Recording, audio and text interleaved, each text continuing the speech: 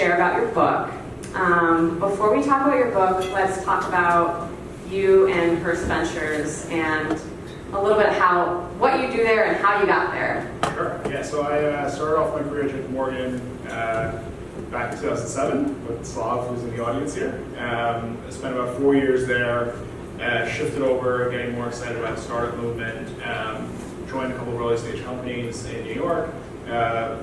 Tried to start my own. Learned a lot in the process. Published my first book, Disruptors, in 2014. Which was interviews with the founders of Pinterest, Foursquare, Betterment, a couple of large companies. And then for the past 4 years, I've been working in venture capital, first through NYU's endowment here on Main Street, and then now for the last 2 years at Hearst Ventures.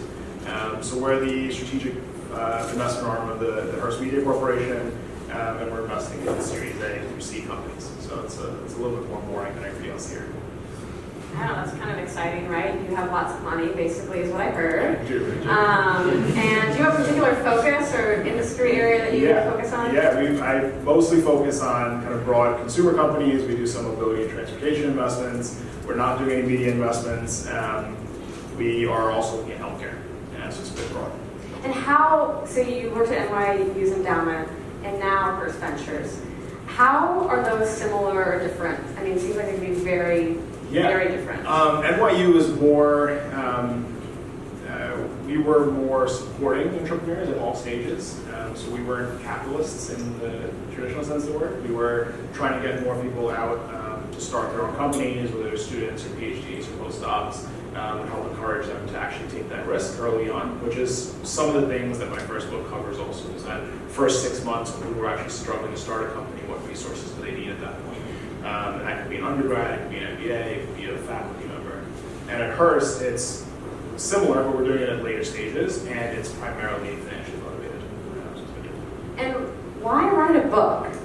Yeah, so to be on stage here is part of the reason, but I think what I learned during the book tour for the first book, Disruptors, was that the reason I wrote that first one was to open up doors. I think it's very hard when you're an entrepreneur or you're trying to start up your career to actually meet with people. So going in, I think similar to what you do, and I think similar to a lot of people here probably do, is coming up with a unique medium in order to open up those doors with people that might be a little more inaccessible to talk to. So the first book was reaching out to the entrepreneurs that were bigger. They were kind of later in their journeys, and they had more wisdom to share. So sitting across the table from them is pretty inspiring. The same thing with the venture capital side is that there have been investors that have backed LinkedIn, Pinterest, Yelp, Lyft, Airbnb.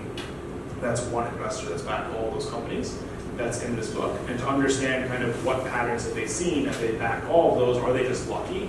Are they part of the right networks, or do they actually see some patterns that are interesting? So that was the premise for this new book.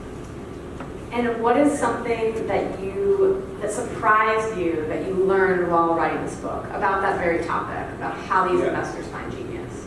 I think what was surprising was I know this doesn't sound surprising to you, but I was actually believing that many of these VCs are very lucky in their perspective when they go out and find these companies. They belong to certain networks, and that makes it easier for them to find those companies. I believe that venture capital is inefficient. That proved to be true. I do think it's inefficient. The luck element, I don't think it's actually there. I think many of the good investors that have found these have done hard work for 5 to 10 years and come up with theses on where they're investing. They're former entrepreneurs. They've actually seen how hard it is. It's not that many. The best investors, I think, have tried to start their own companies, so they have a little bit more of an empathy of what it actually takes. So they're not ready and willing to just fire the founder right away. So I think those are some of the areas where I was a little bit more surprised as I started writing the book. And do you have a favorite page that we could read from? Or a lucky number? That's an interesting one. There's actually another author in the audience. So the back half of this book is there were more diverse, intelligent investors who were emerging, because I think the first half of the book was mostly white males.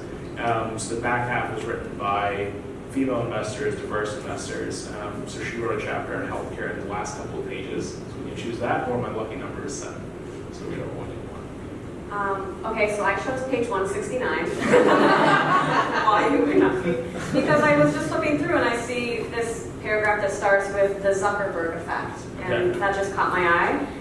Also, I happened to be walking to the show and I saw the guy that played Mark Zuckerberg in the social, what was that movie called? The Social Network, Jesse Eisenberg. And I knew it was him because he was looking at his shoes while he walked. So I was like, oh yeah, he's still a character. So the Zuckerberg effect, chasing entrepreneurial dreams in hopes of becoming billionaires, has led to flocks of new founders entering the ecosystem.